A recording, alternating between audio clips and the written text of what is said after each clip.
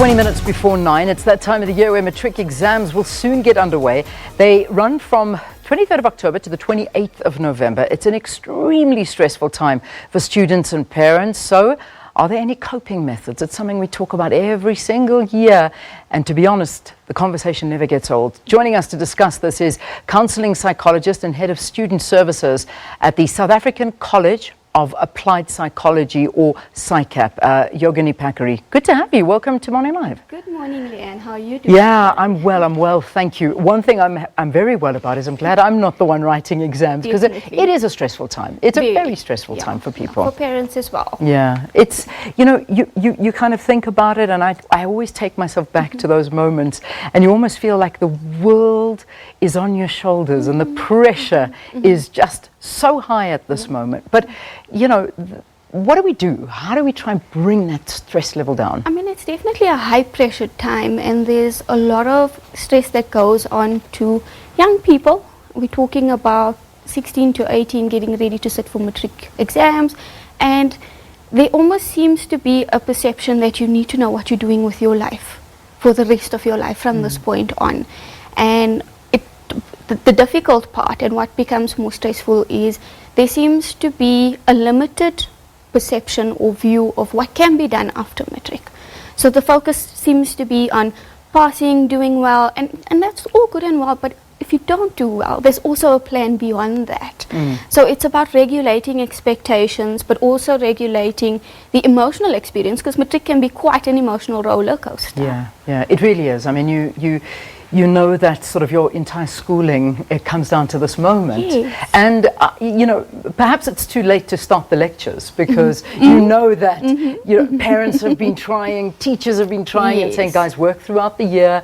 You know, don't sit cramming, don't do all of this, don't. We know what the don'ts are, but it still doesn't take away from the fact that a lot of people are feeling quite nervous at this time. Yes, that's definitely. And I mean, there also is an old perhaps myth that if you work hard and you put in a lot of hours that you'll do well, and that's not necessarily the case, because sitting for an exam is not only about academic know-how and the scholastic skills. There's a lot of skills around self-management, resilience, adaptability. A lot of learners know what they're talking about and understand the content, but reproducing it under such strained circumstances and context can be so nerve-wracking, and that can deter their entire performance. So we need to be realistic about that. We need to remember that the child's wellness comes first. Right? Academics is very important, yes, but there's many ways to get to the end goal. So what parents also need to remember is, yes, it's a bit late to start the conversations now, but with our younger learners, grade 9s and even grade 8s, start talking about careers in a broader sense, because Matric, yes, is the key to the future, but beyond Matric is higher certificates, there's diplomas. So if a degree is the end goal, there's many ways to get there. Indeed. And not doing too well at Matric doesn't mean you can't still get there in the future. So we look at parents as well, because this is a time where parents, as much as they want to take as much stress away from their learners and their children, they still add the stress. Are you studying? Have you done it? What are you doing? Why aren't you in your room? Why aren't you? You know, what advice do you give parents at this time? I think it's very important for parents to model at this time how to better cope with stress. So instead of why aren't you studying, what have you studied? Let's look at what you've gone through. What are you understanding? Can I help you with questions? So look at different techniques and different ways of framing. Yes, we are concerned, and it's very good to have those concerned parents, and learners who have those parents should really appreciate that.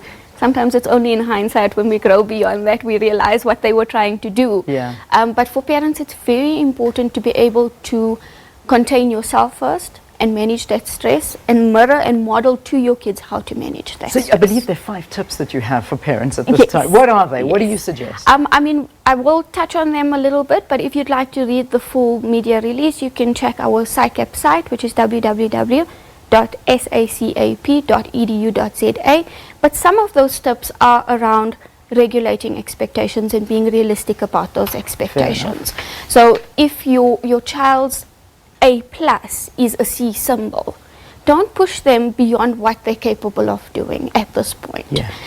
Further than that, look at a balance. So although, yes, the priority and the focus is exams right now, rather than socializing and whatever else kids are doing right now, it's very important to have a balance. So set goals together.